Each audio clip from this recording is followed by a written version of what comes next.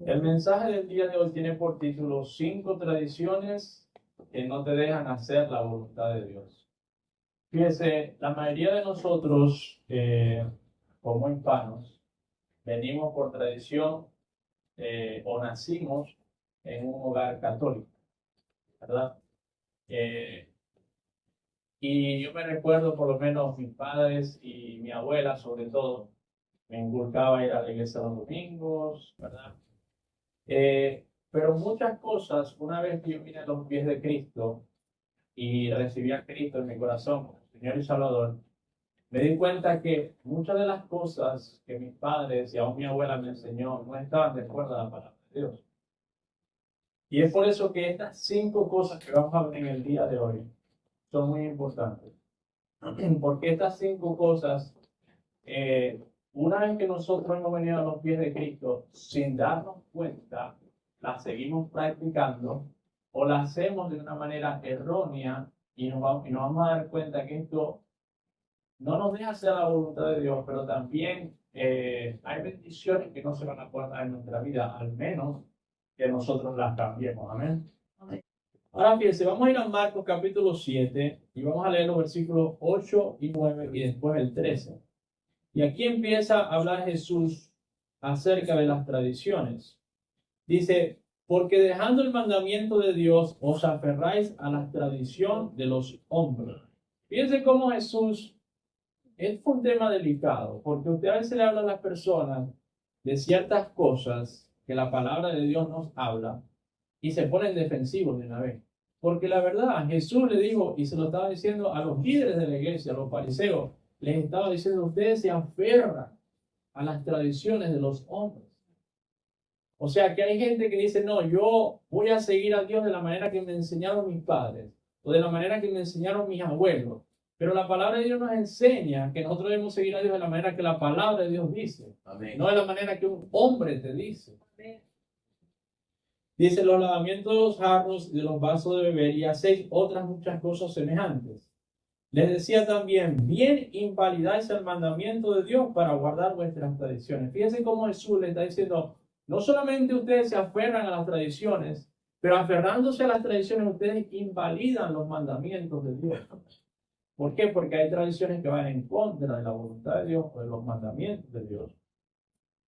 Y el versículo 13 dice, ahí mismo en el capítulo 7, dice, invalidando la palabra de Dios con vuestra tradición que habéis transmitido, y muchas cosas hacéis semejantes a esta.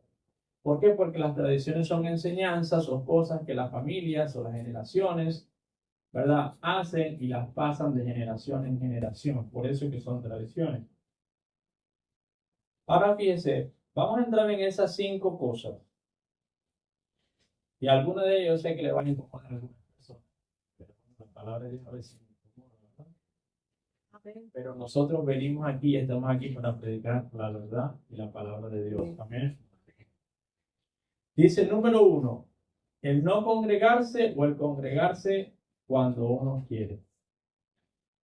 Por tradición, desde muy pequeño, uno asistía a la iglesia cuando podía. O en domingos especiales, ¿verdad? Una boda, bautismo, el domingo de Ramos, el domingo de Resurrección. Pero si había una fiesta o algo, usted tenía que hacer algo en la casa o lo que sea, usted no iba a la iglesia. O sea, por tradición, la gente asiste a la iglesia cuando quiere. Pero ¿qué dice la palabra de Dios? Hebreos 10:25 dice, no dejando de congregarnos como algunos tienen por costumbre, sino exhortándoos y tanto más cuando veáis que aquel día se acerca. O sea, la palabra de Dios nos llama a no dejarnos de congregarnos como algunas personas tienen por costumbre. Hay personas que tienen la costumbre de no venir a la iglesia. Y escuche algo, porque el diablo es, yo no lo voy a llamar sabio, astuto, que sabio es Dios. Amén. El diablo es astuto y te quiere hacer transmitir, sobre todo a través de las redes sociales, que está bien que tú no vengas a la iglesia. Pero la palabra de Dios dice lo contrario. Por eso te digo que muchas de estas tradiciones, o todas ellas, van a ir en contra de la voluntad de Dios. Fíjense lo que dice Lucas 4:16. El ejemplo mayor que nosotros tenemos es Jesús y su palabra. Dice, vino a Nazaret, hablando de Jesús, donde se había criado. Y en el día de reposo, o sea, el día que iban al templo, entró a la sinagoga conforme a su costumbre y se levantó a leer. Él tenía la costumbre no de no venir, de venir a la iglesia. Amén. Usted haga buenas costumbres, ¿verdad? De asistir a la iglesia. Yo en mi casa vamos a servir al Señor. El domingo es un día dedicado para Dios, consagrado para Dios, en el cual yo me levanto con alegría, con gozo, que voy a venir a la casa de Dios, y aún más cuando vengo con mi familia. Es un gran gozo, una gran alegría. No ponga otras cosas, hermano, pasajeras. Amén. Y le voy a decir la verdad, Dios sigue siendo Dios. Usted es el que necesita venir. Amén. Número 2. Por tradición, la gente no lee la palabra. Yo me recuerdo de pequeño, en la casa de mi abuela, aún en la casa de mis padres, la Biblia estaba abierta o en la sala o en el cuarto, en un salmo, un versículo especial. Pero de agarrar, abrir la palabra de Dios y leerla. Fíjese cómo las tradiciones, ¿verdad? Son cosas que nos han transmitido por generación. Quizás ellos ni las saben, las vieron desde pequeños y esas cosas se aferran. Por eso es que Jesús, ¿verdad?, decía que esas cosas invalidaban los mandamientos de Dios.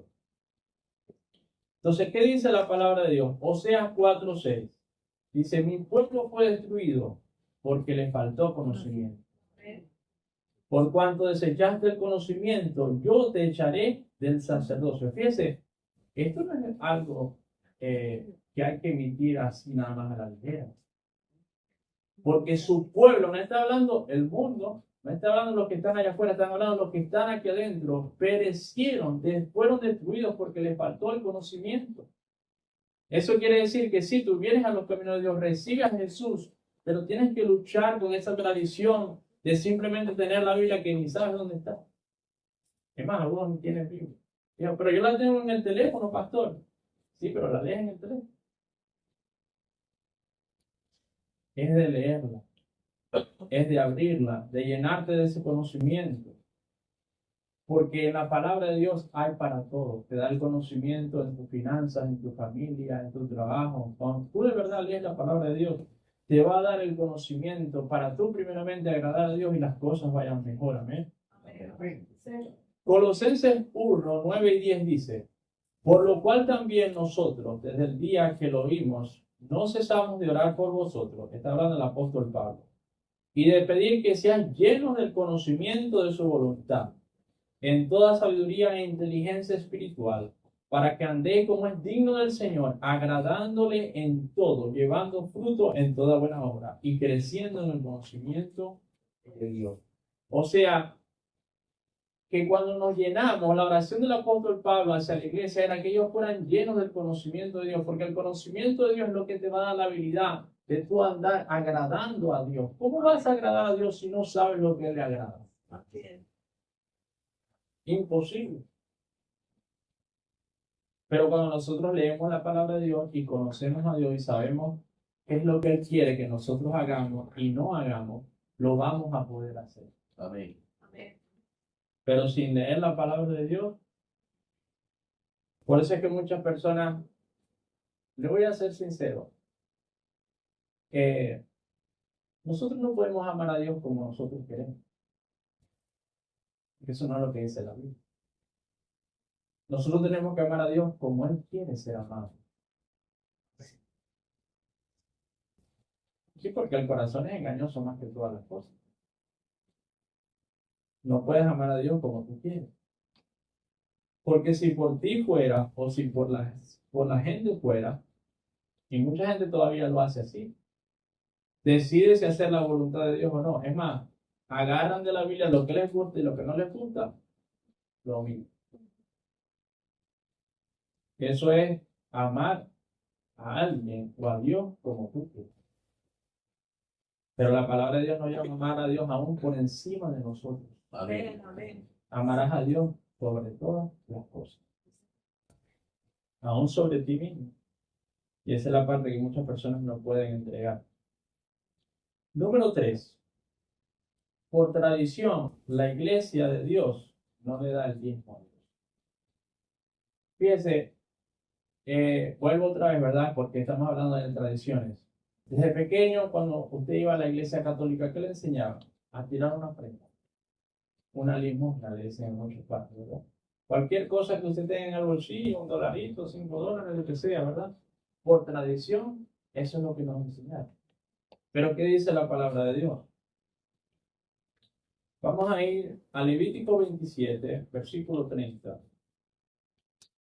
Y dice, y el diezmo de la tierra, así de la simiente de la tierra, como el fruto de los árboles, de Jehová es cosa dedicada a Jehová. Fíjese, para hablar sencillamente del diezmo, el diezmo no es nuestro, el diezmo es de Dios. Fíjese, Dios te provee la salud, el trabajo, los recursos, todo. Y te da para que tú recibas ese 100% del pago de tu trabajo. Pero cuando te lo da como administrador, te dice, el 10% es mío. Ahora, el otro 90%, aunque es tuyo, Dios te enseña cómo administrarlo. Eso es una clase o una prédica completamente diferente. Pero el 10%, bíblicamente, delante de los ojos de Dios, no es nuestro. Tanto así que mire lo que dice Malaquías. Malaquías 3, versículos 8 al 11. Dice, ¿robará el hombre a Dios? Pues vosotros me habéis robado. Y dijiste, ¿en qué te hemos robado? En vuestros diezmos y ofrendas. Fíjese, malditos sois con maldición, porque vosotros la nación toda me habéis robado. Traed todos los diezmos al alfolí, y hay alimento en mi casa, y probadme ahora en esto, dice Jehová de los ejércitos, si no os abrís la ventana de los cielos, y derramaré sobre vosotros bendición hasta que sobreabunde. Reprenderé también por vosotros al devorador, y no os destruirá el fruto de la tierra, ni vuestra vida en el campo será estéril, dice Jehová de los ejércitos. Entonces, fíjese, como leímos en Levítico, decía o dice que el diezmo es de Dios. Y por eso Malaquías dice, ustedes me han robado. Y ellos preguntaron, ¿cómo te hemos robado? Pónganse los diezmos y ofrendas. Porque en el momento que nosotros nos quedamos con ese 10%, es algo que no es bueno. Es algo que Dios lo dio para ver si tienes la fe. ¿Verdad? Es como que yo le diga, por ejemplo, ¿verdad? Le voy a poner un ejemplo, disculpa hermana, ¿verdad? La hermana me dio un dinero para comprarle algo en Amazon y que yo me lo quede. Eso es de ella. Fino, yo se lo doy.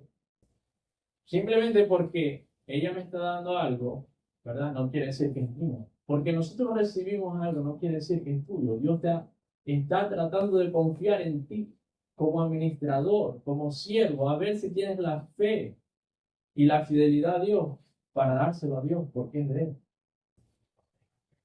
Y la realidad del caso es que económicamente, después dice ahí que traigamos el diezmo y Él va a reprender al devorador. O sea que hay una maldición que se puede desatar por no dar el diezmo. Amén.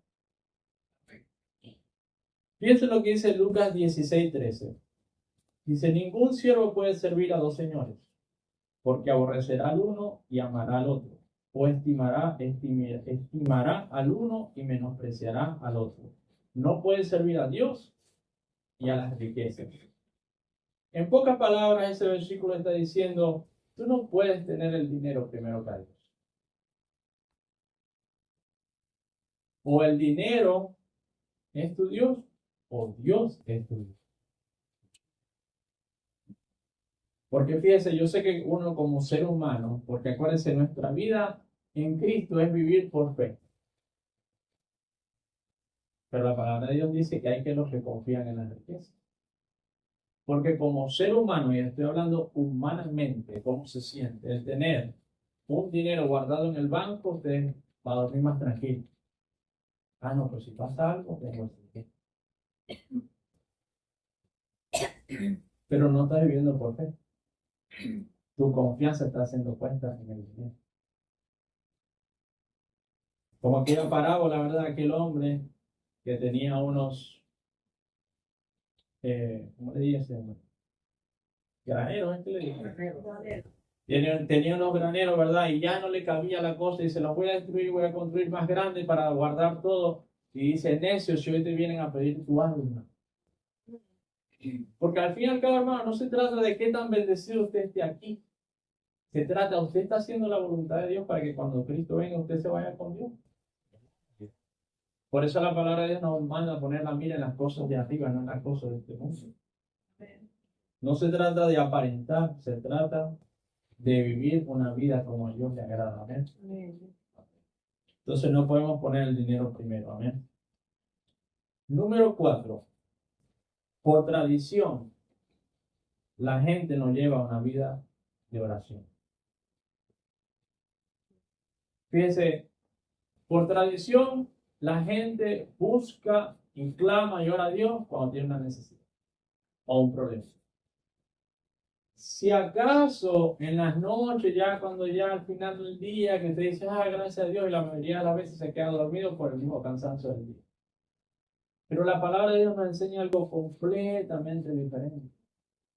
Dios no es policía ni bombero para que usted lo llame cuando tiene una emergencia. Por supuesto, en caso de emergencia usted lo puede llamar. Pero usted no se imagina o no ha pensado cómo se siente Dios. Cuando Dios mira su vida, y fíjense, voy a decir esto con toda la discreción posible. Usted se la pasa en el teléfono, en las redes sociales, saliendo, compartiendo, haciendo esto, haciendo aquello. Y Dios se da cuenta que usted no hace el tiempo, porque el tiempo usted lo puede hacer, de abrir su palabra, de orar a Él, de buscarlo a Él. Pero cuando usted tiene un problema, va y lo busca. ¿Usted no siente o no cree que Dios se siente usado? A usted, yo le voy a ser sincero, yo en mi vida a veces he sentido que personas me han usado y se sienten muy, muy mal. Uno de los peores sentimientos que hay es sentirse usado. Y yo le soy sincero, si usted se pone a ver su vida, no haga que Dios se sienta usado. Por eso dice la palabra de Dios, no contriste al Espíritu Santo. Por eso muchas personas no sienten, no ven a Dios en su vida. Hermano, porque para que usted pueda sentir a Dios en su vida, que está en su hogar, en su trabajo, donde quiera que usted va, la presencia, ese gozo, esa alegría, esa presencia, usted tiene que estar bien con el Espíritu Santo, usted tiene que poner a Dios primero y que el Espíritu Santo y Dios sea su gozo. Amén. Mire, la realidad porque muchas personas dejan de seguir a Dios, dejan de buscar a Dios, es porque no experimentan a Dios como la palabra de Dios. Pero para que usted pueda experimentar a Dios, la palabra dice, acercaos a Dios y Él se acercará a usted. Amén. Ya Dios murió en la cruz, te trajo, te dio el primero. Tú perdiste el primero. Tú dejaste ese gozo, esa alegría, ese deseo de venir a su casa, de abrir su palabra todos los días, de buscarlo temprano. No fue Dios, Dios lo puso en ti. Ahora te la pasas pensando que vas a comprar para el carro, cuándo vas a comprar la casa, cuándo vas a salir con los amigos, cuándo te vas a hacer el pelo, cuándo vas a hacer las uñas, la ropa que te vas a comprar, qué vas a hacer al salir de la iglesia. Cuando tenemos que volver es no me quiero ir de la casa, no me quiero ir de la casa de Dios. Yo no salgo de mi casa a menos que busque la presencia de Dios. La presencia, hermano, cuando usted aprenda a amar esa presencia de Dios, que donde quiera que usted va, usted quiere tener esa presencia, usted quiere estar con Dios. Dios tiene que ser y tiene que volver a ser lo primero en tu corazón y en tu vida. Efesios 6:18 dice, orando en todo tiempo, con toda oración y súplica en el Espíritu, y velando en ello con toda perseverancia y súplica por todos los santos. O sea que hay que orar en todo tiempo. No solamente en los tiempos de dificultad, en los tiempos de necesidad, orar en todo tiempo. Fíjense, el apóstol Pablo dijo unas palabras muy sabias. Yo he sido enseñado en todo. Sé vivir en escasez y sé vivir en abundancia. Todo por el Cristo que me fortalece. Fíjense, a veces el trato de Dios en nuestra vida es porque no sabemos hacer eso. A veces la única forma de que tú puedas buscar de Dios es que estés en prueba así. Y por eso Dios te tiene. Porque claro, cuando las cosas empiezan a ir bien, la dejas de ir.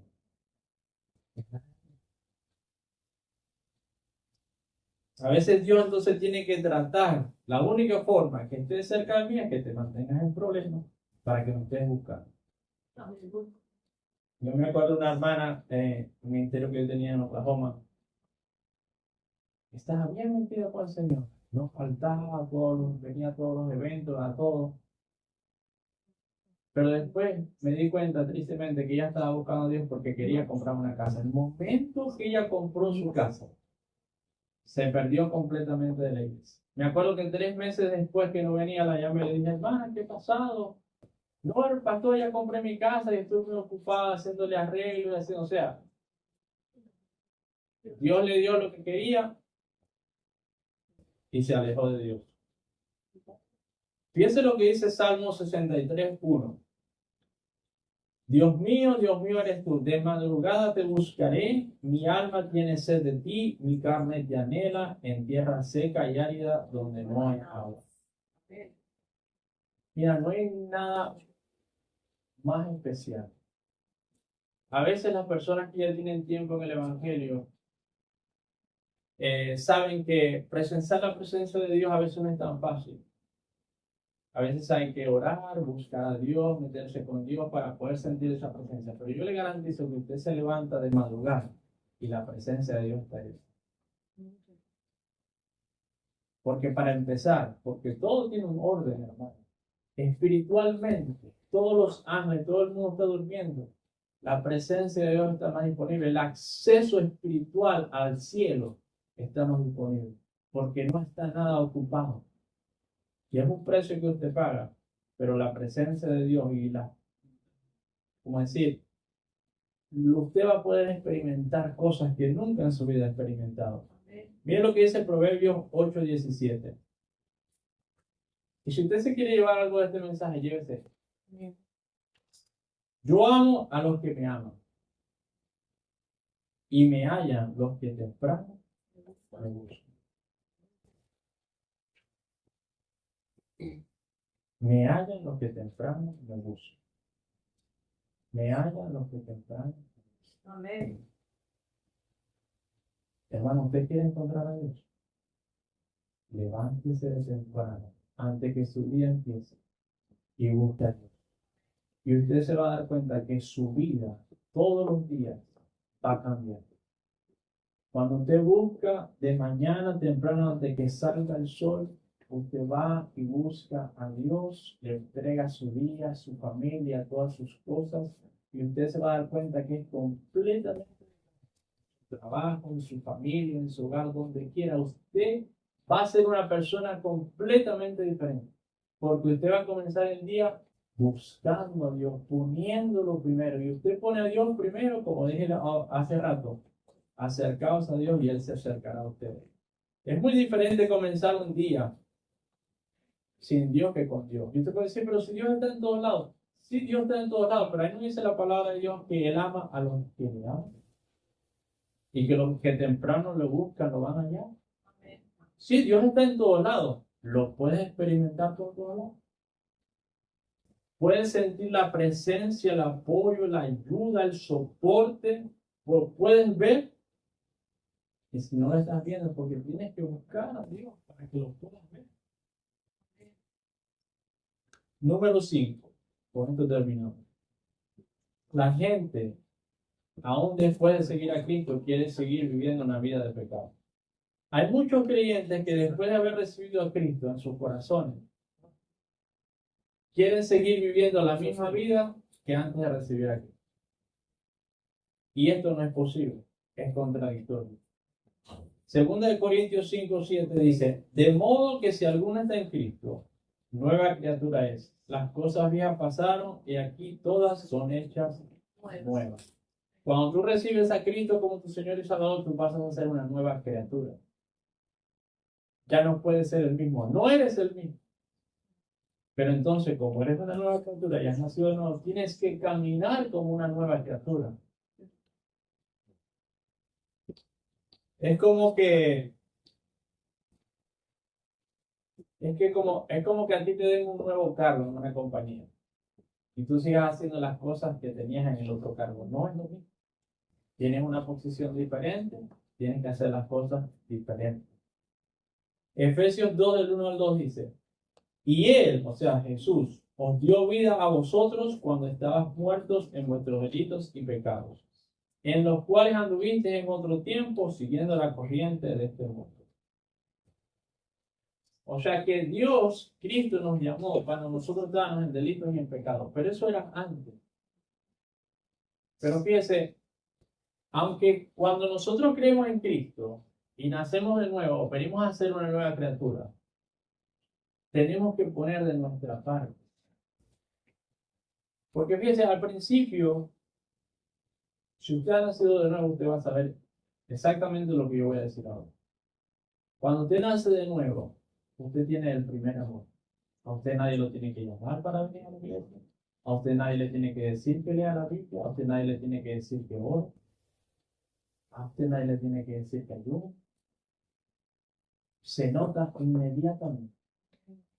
Usted quiere la presencia de Dios, pero es algo como cuando la madre tiene un niño recién nacido, que lo tiene siempre, la presencia de Dios está ahí. Es por eso. Pero a medida que usted va creciendo espiritualmente, Dios, así como los padres, empiezan que el hijo ande solo.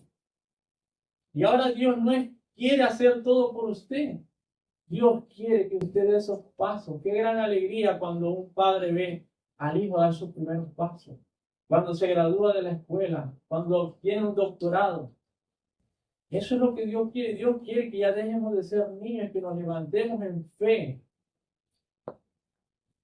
Es la verdad, hermano. Pero nosotros tenemos que dar ese paso de fe. Dios sigue estando ahí. Fíjense, hay algo interesante. Cuando Dios llama a Moisés a sacar al pueblo de Israel, Moisés le dice, si tu presencia no viene conmigo, yo no voy. Y Dios le dice, tu presencia será contigo. Pero llegó un momento en esa historia en el desierto, que yo me acuerdo que ellos esperaban a que la nube se moviera y ellos se movían. Y llegó un momento en que Dios los probó y la nube no se movió. Y no se movía. Y no se movía. ¿Y sabe cuándo la nube se movió? Ellos se levantaron. Llega el momento en que espiritualmente tú eres el que tienes que buscar a Dios. Dios sigue estando ahí, pero quiere que madures y crezcas. Y lo busques por ti mismo, que nadie te tenga que llamar para venir a la iglesia, que nadie te tenga que decir que tienes que leer la Biblia, que tienes que ponerlo a Él primero, que tú tienes que ser como hombre sacerdote de la casa y buscar de Dios, enseñarle a tus hijos que oren, que lean la palabra de Dios, que vean cosas buenas en las redes sociales, todo eso. Tú eres el que te tienes que levantar en fe. Tú como adulto, levantarte en fe y caminar, y Dios irá contigo. Ya la palabra de Dios dice, yo estaré contigo donde quiera que tú vayas. Amén, Señor. Pero a veces estamos esperando que Dios lo haga todo. Ya Dios lo hizo todo. Ahora nosotros tenemos que vivir para Él. Amén. Amén. Ok. Voy a cerrar con Colosenses 3, del 5 al 7. Dice, haced morir pues lo terrenal en vosotros, fornicación, impureza, pasiones desordenadas, malos deseos y avaricia, que es idolatría, cosas por las cuales la ira de Dios viene sobre los hijos de desobediencia, en los cuales vosotros también anduvisteis en otro tiempo cuando vivías en ella. Fíjense que la palabra de Dios habla de un pasado y un presente, de un antes de Cristo y después de Cristo. Pero si nosotros ahora estamos en Cristo, no podemos seguir en esas cosas. No podemos seguir en esas cosas. Porque entonces, fíjense, por eso es que la cruz y el sacrificio y la resurrección de Cristo hay que entenderlo. Porque cuando tú recibes a Cristo, tú no solamente lo estás recibiendo como Salvador de tu alma, lo estás recibiendo como Señor de tu vida. Amén. Tú lo recibes para que te salve del infierno, pero ahora eres suyo y Él es tu Señor y tú eres su siervo. Amén. Y tienes que seguir. Amén. Y 2 Corintios 7:1 dice, así que amados, puestos que tenemos tales promesas, limpiémonos de toda contaminación de carne y de espíritu, perfeccionando la santidad en el temor a Dios. Fíjese, sin santidad nadie va a ver al Señor. Y en esta nueva vida con Cristo, que hemos nacido de nuevo, tenemos que aprender a vivir en santidad, a despojarnos del pecado, de los malos vicios, de las tradiciones. Y si en realidad nosotros lo hiciéramos, o toda la iglesia lo hiciera, sería mucho mejor. Fíjense, hay algo que el enemigo usa para que la gente no venga a la iglesia. Es que cuando usted invita a alguien, la mayoría de las veces las personas le van a decir, no, es que yo no quiero ir a la iglesia porque yo tuve una mala experiencia. O porque yo conozco a fulanito que va a la iglesia, pero él anda todavía, yo lo veo allá tomando, lo veo haciendo esto, lo veo haciendo aquello. Y es la realidad, el enemigo va a usar lo que él quiera usar. Pero el trabajo es de nosotros, de limpiarnos de todo eso para dar buen testimonio. Amén. Fíjense que cuando los discípulos le preguntaron a Jesús que les enseñara a orar, y Jesús le responde con el famoso Padre Nuestro. Si usted detalla el Padre Nuestro, dice, Padre Nuestro que estás en los cielos, santificado sea su nombre. Antes que el reino de Dios venga, nosotros tenemos que santificar el nombre de Dios. O sea, nosotros somos los que tenemos que darle el buen nombre a Dios. Y a veces el reino de Dios no lo podemos ver en nuestro trabajo, en nuestros vecinos. ¿Por qué? Porque si tú no tienes un buen testimonio, ¿cómo vas a invitar a otros? ¿Cómo otros van a venir a Cristo por ti? Amén. Nosotros somos los que tenemos que santificar ese nombre. Hacerlo santo. Que tu vida refleje que sí, que Dios es un Dios santo, que eres apartado. ¿Te van a hacer burla por eso? Que sí. Te van a burlar de ti. Ah, tú no tomas, tú no fumas, tú no haces esto, tú no vas a los bailes. Sí, no, yo no voy. Me acuerdo, antes de yo venir aquí, el día de hoy, un compañero de trabajo me invitó a hacer algo. Yo dije, no, yo voy para la iglesia. Gracias. Y además no me contestó nada. ¿Por qué? Porque es así, hermano. Me recuerdo cuando yo nací de nuevo, yo tenía muchísimos amigos, pero muchísimos amigos. Y yo me recuerdo que yo acepté al Señor un jueves. El viernes mi teléfono sonó, pero empezó a ir a ver y me dijo, vamos a lo vale, vamos a la discoteca, vamos a hacer esto, vamos a tomar. A nadie le contesté. Después dije, no, ¿sabes lo que voy a hacer? El sábado me empezaron a llamar otra vez. Le dije, mira, yo ahora voy a la iglesia, ya yo no sé ni hacer todas esas cosas. Hasta ahí llegaron los niños. Porque no querían saber nada de Cristo. Pero nosotros tenemos que con nuestra vida, y que no nos dé pena, hermano, en nuestro trabajo, donde quiera que vayamos, sí, yo soy un hijo de Dios, yo ahora voy a la iglesia, yo leo la Biblia. Se podrán burlar de ti, pero cuando ellos tengan una necesidad de verdad, te van a buscar. Señor, amén, amén. Es la realidad. Cuando ellos tengan una necesidad, no van a buscar al otro que saben que se la pasa tomando con ellos. Ellos van a buscar, oh, espérate, aquella persona va a la iglesia, yo veo que voy a pedir oración, voy a ver si voy a... O si ellos deciden buscar a Dios, te van a buscar a ti para venir a la iglesia contigo. Amén. Amén. Vamos a estar de pie.